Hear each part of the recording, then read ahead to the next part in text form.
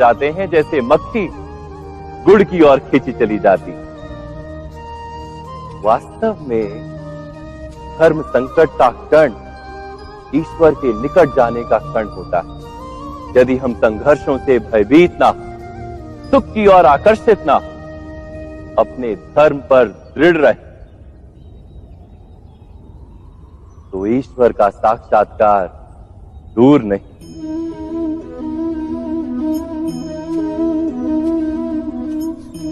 पवन से युद्ध करने वाला पत्ता यदि पेड़ से गिरता है तो भी आकाश की ओर उठता है। पवन से झुकने वाली घास वहीं भूमि पर रह जाती। अर्थात धर्म संकट से यदि हम संकट को ही टाल दें तो सुख तो मिलता है, जीवन बढ़ता है, किंतु क्या चरित्र नहीं टूटता? क्या आत्मा दरिद्र नहीं हो जाती? क्या ईश्वर से अंतर नहीं हो जाता? स्वयं विचार कीजिए। दो व्यक्ति जब निकट आते हैं तो एक दूसरे के लिए सीमाएं और मर्यादाएं निर्मित करने का प्रयत्न अवश्य करते हैं। हम यदि सारे संबंधों पर विचार करें तो देखेंगे कि इन सारे संबंधों का आधार यही सीमाएं हैं जो हम दूसरों के लिए निर्मित करते हैं। और यदि अनजाने में भी कोई अन्य व्यक्ति इन सीमाओं को तोड़ता है तो उसी क्षण हमारा हृदय क्रोध से भर जाता है। इन सीमाओं का वास्तविक रूप क्या है? क्या हमने कभी विचार किया?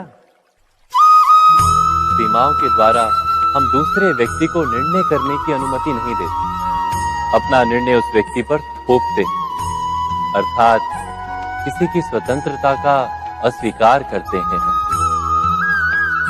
और जब स्वतंत्रता का अस्वीकार किया जाता है तो उसका हृदय दुख से भर जाता है। और जब वो सीमाओं को तोड़ता है तो हमारा हृदय क्रोध से भर जाता है। क्या ऐसा नहीं होता?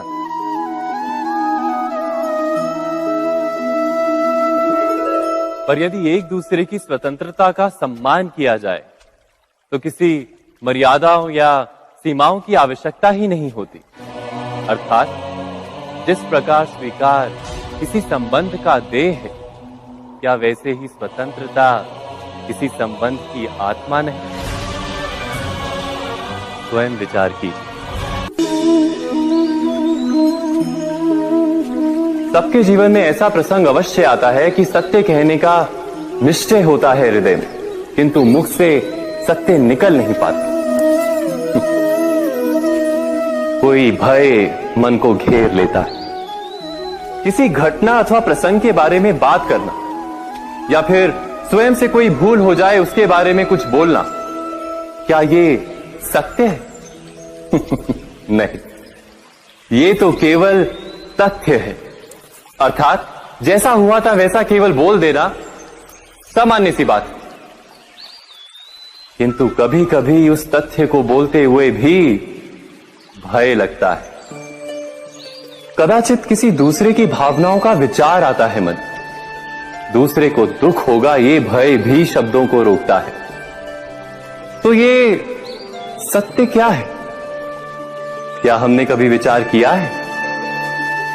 जब भय रहते हुए भी कोई तथ्य बोलता है तो वो सत्य कहलाता है। वास्तव में सत्य कुछ और नहीं, केवल निर्भयता का दूसरा नाम है। और निर्भय होने का कोई समय नहीं होता, क्योंकि निर्भयता आत्मा का स्वभाव है। अर्थात क्या प्रत्येक क्षण सत्य बोलने का क्षण नहीं होता?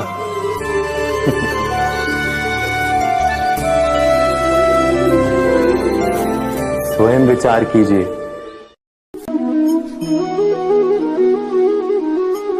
श्रेष्ठता का क्या अर्थ है? श्रेष्ठता का अर्थ है दूसरों से अधिक ज्ञान प्राप्त करना। अर्थात मूल्य इस बात का नहीं कि स्वयं कितना ज्ञान प्राप्त किया, मूल्य इस बात का है कि प्राप्त किया हुआ ज्ञान अन्य लोगों से कितना अधिक है। अर्थात श्रेष्ठता की इच्छा ज्ञान प्राप्ति को भी एक स्पर्धा बना देती है। और स्पर्धा में विजय अंतिम कब होती है?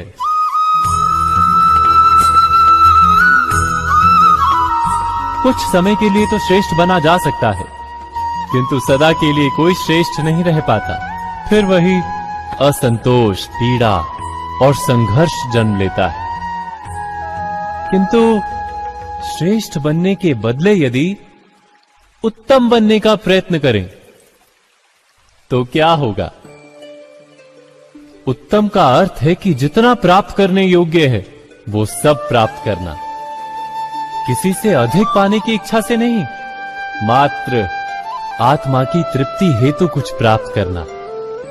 उत्तम के मार्ग पर किसी अन्य से स्पर्धा नहीं होती, स्वयं अपने आप से स्पर्धा होती है। अर्थात उत्तम बनने का प्रयत्न करने वाले को देर अबेर सारा ज्ञान प्राप्त हो जाता है, बिना प्रयत्न के ही वो श्रेष्ठ बन जाता है। किंतु जो श्रेष्ठ बनने का प्रयत्न करता है वो श्रेष्ठ बने या ना बने, उत्तम कभी नहीं बन पाता।